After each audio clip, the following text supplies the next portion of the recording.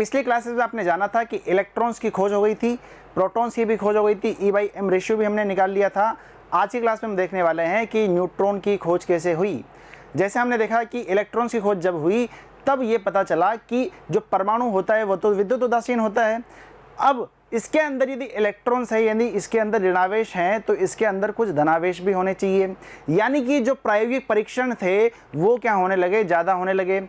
यानी कि प्रोटॉन्स की खोज के ऊपर पूरी की पूरी दुनिया लग गई, पूरे के पूरे वैज्ञानिक थे उसके ऊपर लग गए। क्यों? क्योंकि उनके दिमाग में कन्फ्यूज़न हो गया क्या कि जब परमाणु विद्युत उदासीन है तो इसके अंदर सिर्फ और सिर्फ ऋणावेश कैसे हो सकते हैं। यदि विद्युत उदासीन है तो जितने ऋणावेश हैं उतने ही यहाँ पे धनावेश भी होने चाहिए। ठीक है जी। तो उसके बाद में क्या हुआ कि गोल्डस्टीन नामक के वैज्ञानिक ने प्रोटॉन्स की खोज की। अब खोज धीरे धीरे आगे बढ़ती गई। अब वैज्ञानिकों ने और परीक्षण किए। उसके बाद में पता चला कि परमाणु के अंदर एक जो विद्युत उदासीन आवेश है उसकी भी आवश्यकता है। यानी कि जब ऋणावेशित है, धनावेशित है, तो एक विद्युत उदासीन आवेश भी उसके अंदर कहीं ना कहीं रहेगा। ठीक है जी। तो उसे ही क्या बोला जाता है, उसे ही न्यूट्रॉन बोला गया। अब न्यूट्रॉन की खोज की यदि हम बात करते हैं तो न्यूट्रॉन की खोज किसने की?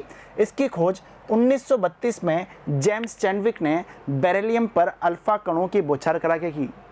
यानी कि बेरिलियम पर अल्फा कणों के प्रहार से उन्होंने क्या कहा कि उन्होंने यहाँ पे न्यूट्रॉन की खोज की। अब यदि हम देखते हैं आगे, जब प्रोटॉन से कुछ अधिक भार वाले विद्युत उदासीन कण निर्मित हुए उन्हें क्या बोला गया? यहाँ पे न्यूट्रॉन बोला गया। यानी कि प्रोटॉन से कुछ अधिक भार वाले, प्रोटॉन से भार ज़्यादा है। ठीक है जी। प्रोटॉन से न्यूट्रॉन्स का भार ज़्यादा है। ठीक है जी। वो वाले कण जो निर्मित हुए उन्हें ही क्या बोला गया? न्यूट्रॉन बोला गया। यदि न्यूट्रॉन पे आवेश की हम बात करते हैं तो आवेश क्या होता है? शून्य होता है। और इसके द्रव्यमान की बात करें तो द्रव्यमान कितना रहेगा भाई मेरे? इसका 1.6749 × 10⁻⁻27 किलोग्राम इसका द्रव्यमान रहता है। तो ध्यान दीजिएगा, यदि द्रव्यमान की बात कही जाए तो 1.6749 × 10⁻⁻27 किलोग्राम इसका न्यूट्रॉन का जो मास है वो निर्धारित किया गया। तो न्यूट्रॉन की खोज के बारे में इतना कुछ ज़्यादा विस्तारित आपकी पाठ्यपुस्तक में है नहीं है। ठीक है जी। तो थोड़ी बहुत चीज़ें हैं वो आपको ध्यान रखनी है कि प्रोटॉन की खोज के बाद में परमाणु में एक विद्युत उदासीन जो पार्टिकल है उसकी भी वहाँ पे आवश्यकता महसूस हुई। उसके बाद में पता चला कि बेरिलियम पर अल्फा कणों की बौछार किसने कराई? जेम्स चैडविक ने कराई।